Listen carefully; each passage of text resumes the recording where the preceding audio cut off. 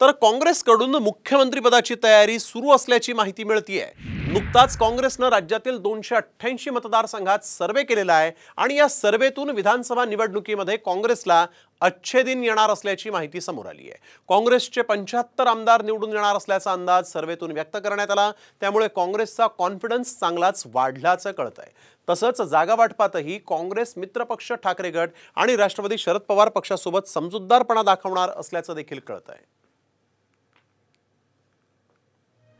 काँग्रेसकडून मुख्यमंत्रीपदाची तयारी सुरू असल्याची माहिती समोर आलेली आहे। काँग्रेसकडून राज्यातील 288 मतदारसंघात सर्वे सुरू झाला आहे। सर्वेमध्ये विधानसभेला काँग्रेसला अच्छे दिन येतील। काँग्रेसचे 75 आमदार निवडून येणार असल्याचा अंदाज आहे। दुसऱ्या सर्वेमध्ये कोणता उमेदवार निवडून येणार याचाही अभ्यास होतोय।